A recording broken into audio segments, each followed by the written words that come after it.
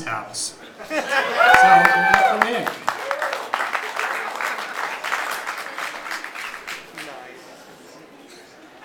So my name's Nick Armstrong. I'm very happy to be talking here today at Ignite Spatial. GIS jobs are my favorite to get fired from. So I'm going to talk today about tweet sniffing, or how I geo-located my way to your mom's house. I'm not a creeper, but in theory, I could be.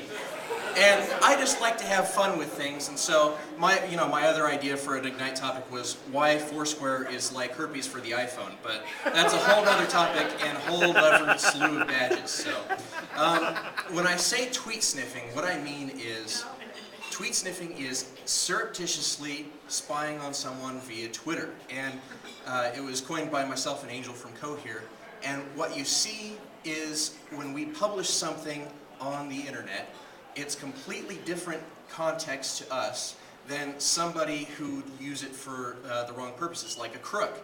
So what criminals see is black market value on anything we post. So you've got a Wii, a Mario Kart wheel, $50, a TV for $300, a Wii Fit, and girls that can do yoga, I'm told, can do very well in the black market. So Mother's Day is coming up. And moms everywhere are going to, in case you forgot, moms everywhere are going to be the owners of shiny new GPS-enabled iPhones, right? And they're going to be taking pictures of the kids, their cars, the thing that they just made. So if we're going to tweet sniff anything, let's do your mom. We're going to need a little bit of luck. We're going to need Twitter, and we're going to need a photo from a GPS-enabled camera. And Flickr and Tweet Photo keep the EXIF information.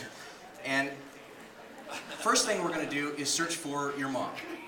It doesn't matter where she's at. It could be Twitter, it could be friend feed, it could be anywhere. We're going to find those accounts. If I were looking for your mom, this is what I would do. I'd go and find all of her accounts. Then, I'm going to sniff.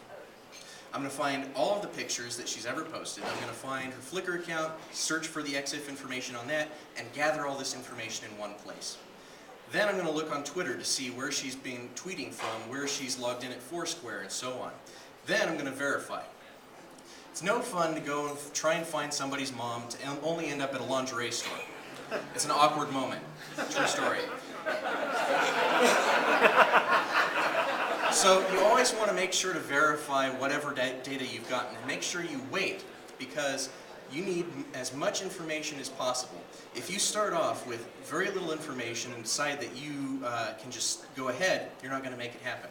And remember that you don't want to freak anybody out if you're doing it for honest purposes. But even if you're not, even in war, there are rules. So you don't want to just go out and find somebody's mom. That's just not cool. So make sure that if you're sniffing in the right places. You sniff where you're expected to sniff. Public spaces, if there's a Flickr account that's not locked down, if there's Twitter accounts that aren't privatized, if their location information is public, go ahead and do it because it's out there. Make sure that you avoid impropriety, like placing an empty bottle of Jim Beam in the recycling bin at your workplace and then taking a GPS-enabled photo and then implicating everybody as drunks at the company might not be so ethical. Fun, but unethical. Only did that once. Make sure you double-check your conclusions. Some people might draw a conclusion from this picture, but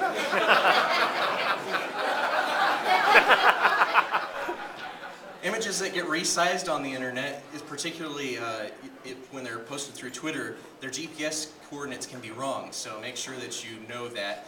Be aware of who, what, where you geotag, because you could inadvertently advertise grandma's house, which happened once also, and was also a very awkward weekend. So, if you don't want to be sniffed, after all this, you don't want me to show up at your house, you can go in and lock down your privacy so that only you or your friends or family can see it. You can also do the same thing on Twitter or privatize your account. But as my cat can opt in, I decided that I don't want to opt out of this stuff. So make sure that you know and take ownership of the stuff that you're posting online, especially when other people are relying on you for their safety. So make sure that you tell them.